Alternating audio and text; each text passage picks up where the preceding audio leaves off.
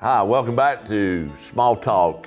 I'm George. Yeah, I'm Rex. So glad you're joining with us. Yeah, man, this is what I've been waiting for. This one, Yeah, these yeah, three you know, verses. because I know you had to emphasize more. Sizamore? Sizamore. That's right. When you were at Atlanta Christian College, I did. as did I. Mm-hmm. And this was one of the memory verses of Christian doctrine. Yeah, remember when you took a test over whatever memory verse it was? Right. You could get one pointed literally to death if you comma if out, you spelled a word misspelled wrong, a word, exclamate, whatever. Yeah. So. Yeah. Well, I remember them. They say that not being able to spell is a sign of genius. So evidently, I'm Stephen Hawking. Yeah. So I couldn't spell for nothing. I'd have the exact wording and have like one letter out of place in a word. And there you go, 99, there you baby. Go. Yeah. Yeah, so we're in Hebrews 4. 14 through 16. 14 to 16, so let's go ahead. Let's look at that. Yeah, go ahead and share that with us. Therefore, since we have a great high priest who is ascended into heaven, Jesus, the Son of God, let us hold firmly to the faith we profess.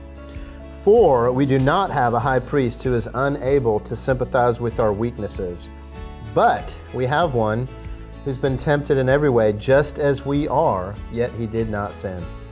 Let us then approach God's throne of grace with confidence, so that we may receive mercy and find grace to help us in our time of need. Yeah, there's a lot there. There's more than 10 minutes here, I guarantee you. But let's talk about a few very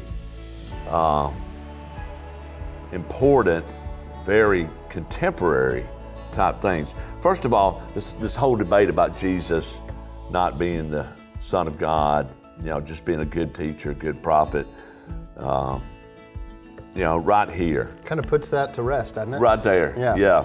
If you're a disciple of Jesus Christ, if you're a follower of Christ, then one of the things you're accepting and embracing is that he is the Son of the Most High God. Right. Now, I know people who grew up with a background in Islam, feel like that there's a problem there because of the biological implications or whatever.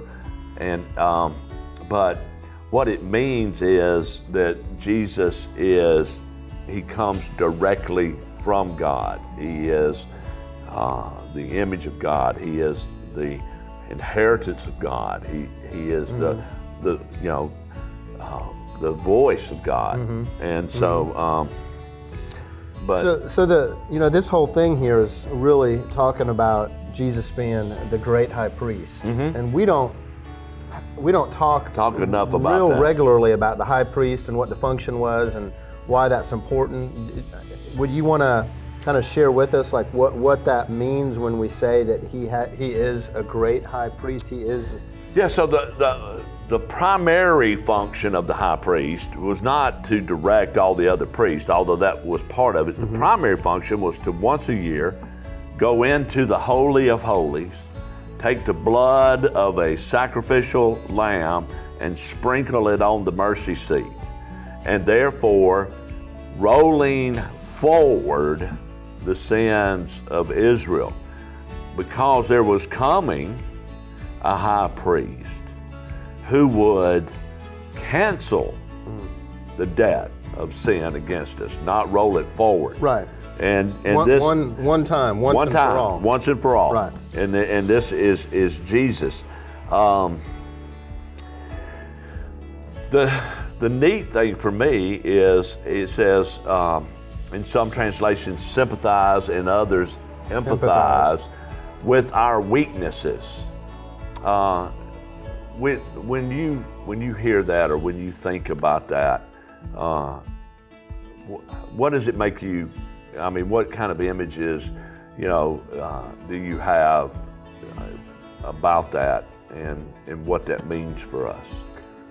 Well, I mean, for me, the fact that Jesus came and he was here and lived among us and dealt with all the pressures, all the relational things, everything that we go through every day, that Jesus went through every day, just like we do. And so, tempted in all. in every way, as it says, just as we are, yet he didn't what? He never sinned. Right. He never stumbled, he never fell. He never disregarded God. Disobeyed. Yeah. That's why I like Philippians 2 so much. You know, he was equal with God, didn't see that equality with God as something to be held on to, but he emptied himself for our sakes, you know, became obedient to God. You know, so some people struggle, Rex, you know, that Jesus could not have experienced everything that I've experienced because this happened to me or that happened to me. You know, I want to tell you, you look at his life, and I really challenge someone to find something that's revealed in the Gospels that he didn't deal with. Right. That indicates that he didn't. Yeah. Right. You know, and one of the things is, you know, I'm a victim of this type of abuse, but you go back and look at the scourging. Oh, yeah. And from the scourging to being publicly displayed in a humiliating way on the cross, and all of the abuse and everything that took place. So he knows us. He knows what we're, and so he feels for it. He cares. Right. And deeply. Right. Right. And he doesn't have to. Right.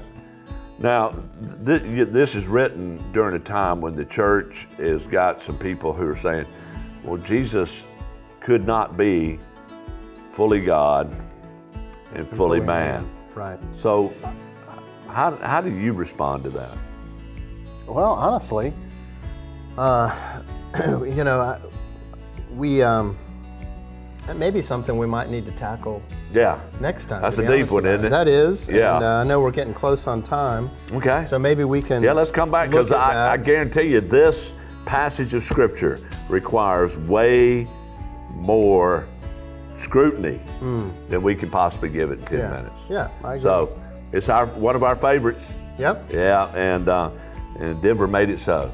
And so, well, thanks again for joining us. Yep. And until next time, I'm George. Yeah, I'm Rex. And we'll see you soon. See you again.